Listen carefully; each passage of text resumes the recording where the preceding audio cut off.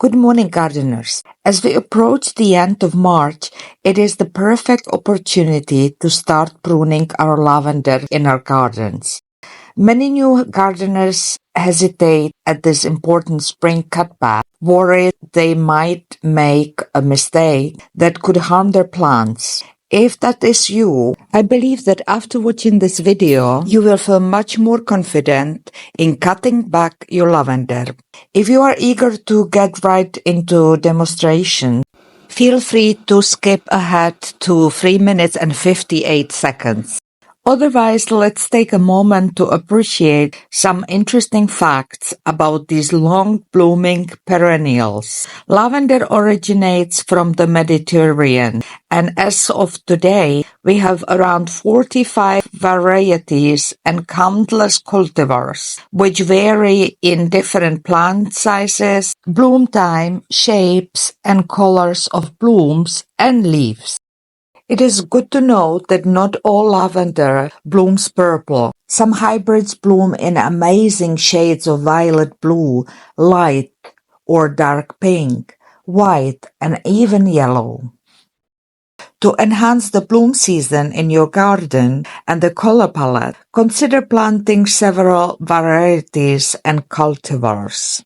Today, I will be pruning one of the most favorite type of lavender, easily found in every garden center and commonly known as the narrow-leaved lavender or English lavender. The Latin name is Lavandula angustifolia. Despite its Mediterranean origin, it has been named after England because it can thrive in a cooler climate.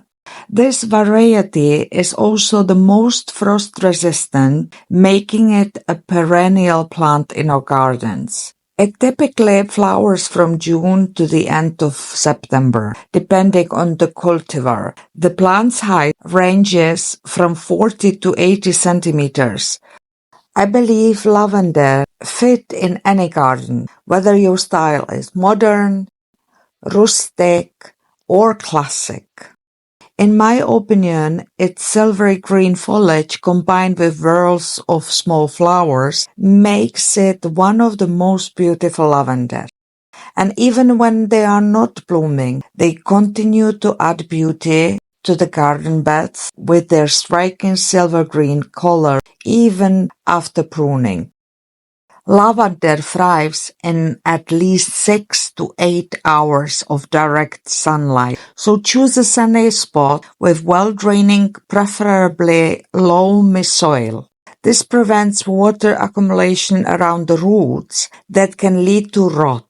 While lavender is quite drought-resistant, young freshly planted specimens require a bit of watering during their first year.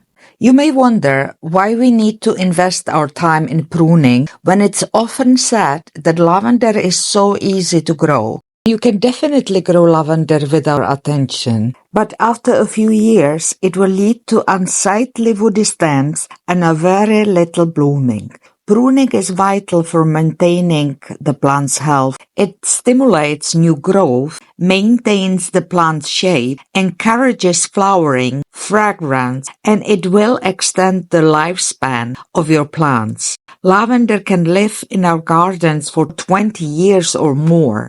It is wise to prune lavender 3 times a year. First time now in early spring, usually in March, when I rejuvenate the plants with harder pruning. The second time after the first flowering, when I only remove faded flowers to encourage second bloom in late summer. And additionally, I never skip light autumn pruning, which is also beneficial, but should be only light, not deep, so the plants can survive through the winter. Before pruning, it is important to watch the weather conditions to avoid the risk of severe morning frosts harming our plants. Cutting back lavender is not hard or difficult work, but I prefer to prune the plants when I can fully focus, not being distracted by any other tasks, while enjoying the sunny spring weather. Today we will shorten them about half or more And because they're about 14 years old, I will be a bit more careful not to go too far into hardwood. Start with examining each plant, check its condition, cut out all dead branches. If you are not sure if the branch is dead, break off a piece, and if the wood is brown and dry, cut it out. This will relieve the plant and it will bloom much more. The next step is to find the lowest place from the ground where the small buds of new branches and leaves are starting to sprout. And you make the cut. Of course, I try to shape the bush into a round shape, so-called a dome or bun. Older plants I will shorten about the height 12 to 15 centimeters. Younger, about 3 years old, we can shorten even more to the height about 8 to 10 centimeters. They do not have yet a woody part so high because they have been regularly cut as low as possible from the beginning. You can see I take my time, and one of the reasons is that I don't want to cut sprouting bulbs like these tulips, and also because the wooden parts get stuck in my scissors.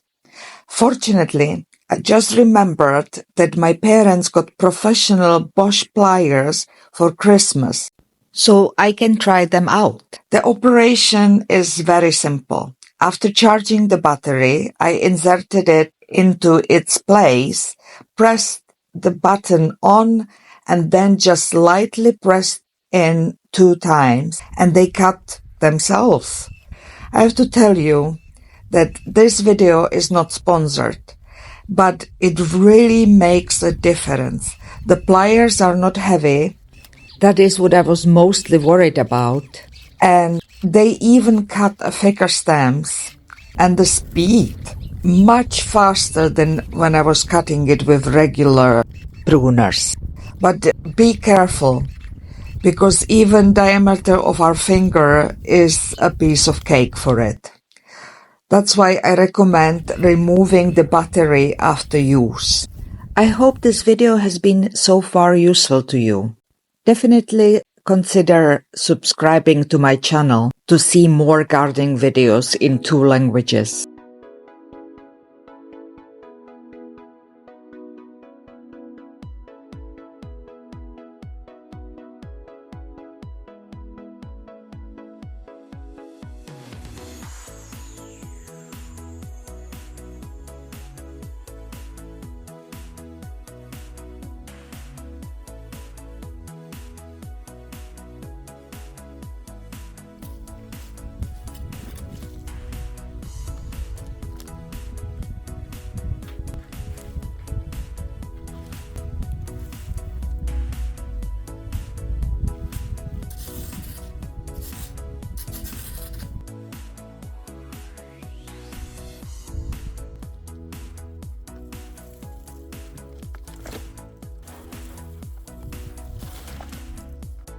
And this is how the lavender plants look after the hard cutback.